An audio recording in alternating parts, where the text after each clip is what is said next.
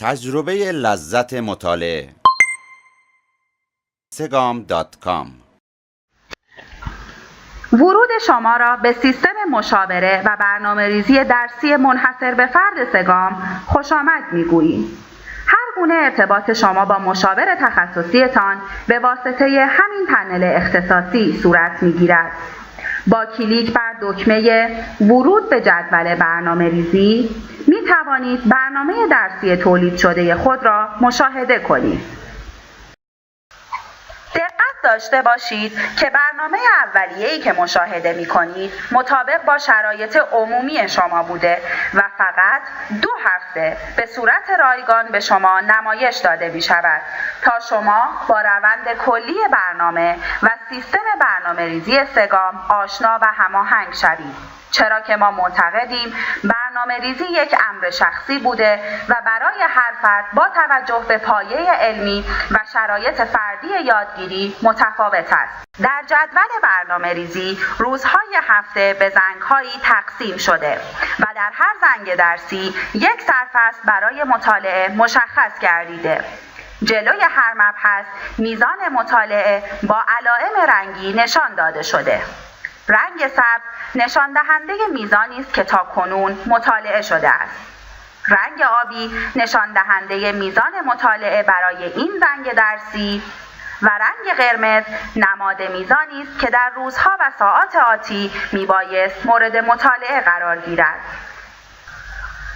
داوطلبان عزیز، به منظور انعطاف پذیری برنامه با شرایط شما امکان ارزیابی برای هر مبحث در انتهای سطر مربوط به آن قرار داده شده. با کلیک بر روی این علامت در صورتی که مطالعه سرفصل مورد نظر در هفته جاری به اتمام نرسیده، علامت خوانده‌ام را بردارید و دکمه ثبت را بزنید تا در برنامه هفته آینده شما لحاظ گردد.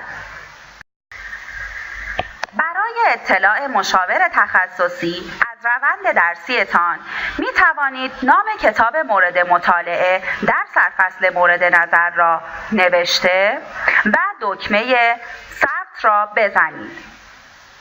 توجه کنید که هرچه مشاور شما اطلاع دقیق‌تری از وضعیت مطالعاتی شما داشته باشد، قطعاً راهنمایی‌های سودمندتر و اختصاصی‌تری برای شما خواهد داشت.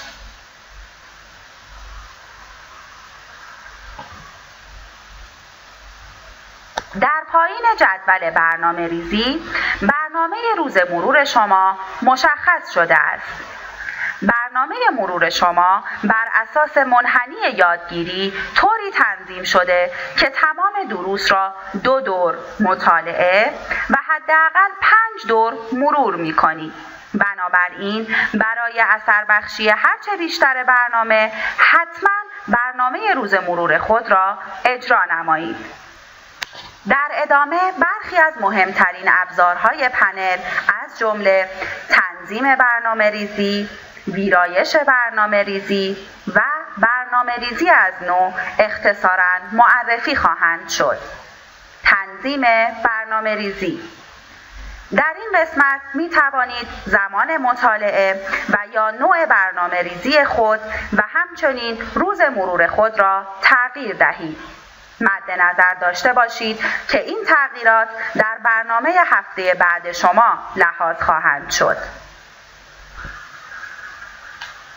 ویرایش برنامه‌ریزی: در این بخش شما علاوه بر مشاهده روند پیشرفت خود در دروس مختلف می توانید در صورتی که سرفصلی را خارج از برنامه مطالعه نموده اید علامت گذاری کنید تا در برنامه آتی شما لحاظ نشود.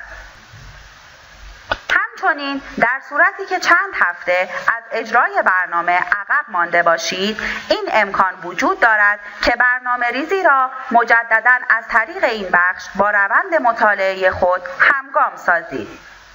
برنامه ریزی از نو.